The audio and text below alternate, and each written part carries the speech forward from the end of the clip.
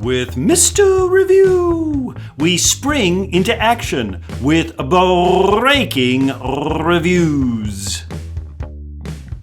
Hello, friends. We're springing into action with breaking reviews. And we're still talking about foundations. You remember where the roots are more important than the fruits? Well, we're finally talking about one of my favorite foundational topics, and that is federalism. Federalism? This gets a little confusing because we read all the time, even in your teacher's question banks, about the federal government. And the federal government is the national government. But that's not what federalism means.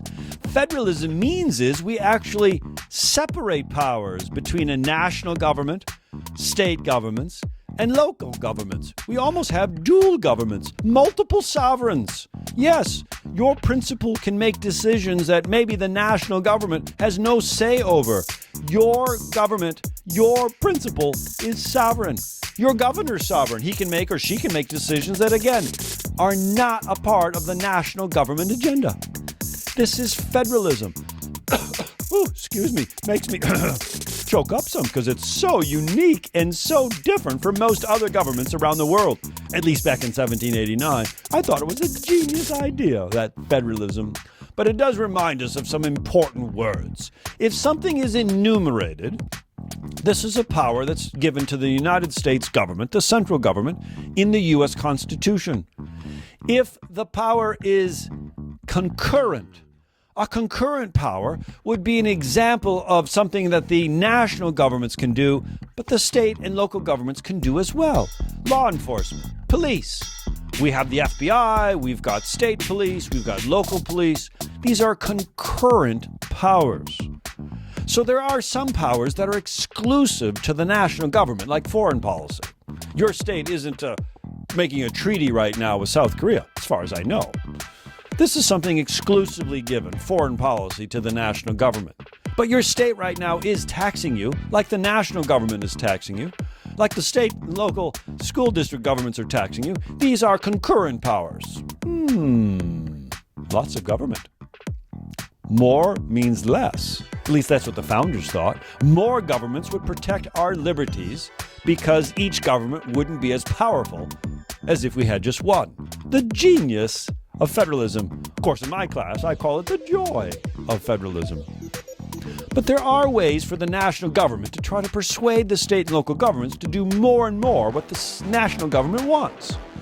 And they use this through sticks and carrots. The sticks would be called mandates.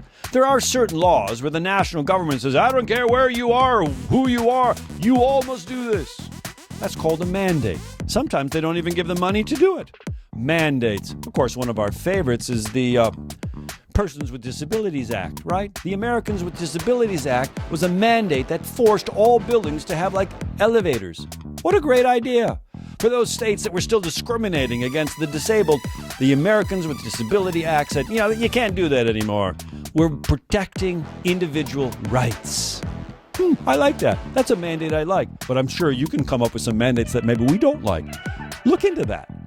But how about those carrots, where the national government dangles money in front of us, money we call grants, where the national government says, hey, here's $1 billion, do this. It persuades the state governments to align themselves with the policy priorities of a national government. There are block grants and categorical grants. Conservatives like block grants. This provides huge blocks of money for the states to use it as they like. Hey, here's money for education. Use it any way that you like for education. Liberals, however, prefer categorical grants. Here's $1 billion. It's for technology in your schools. That's a categorical grant. But in both cases, grants and also in mandates, it's an attempt by the national government to put out of balance this debate we've been having between where should the power be, in the national government or in the state governments. The Founding Fathers saw it as kind of a balance. Increasingly, the story of America is the story of national aggrandizement.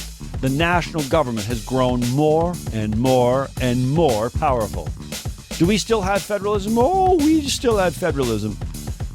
But that federalism looks a lot different today than it did 200 years ago. Oh, the relationship between the national governments and the states. One of my favorite topics, federalism. Spring into action with breaking reviews.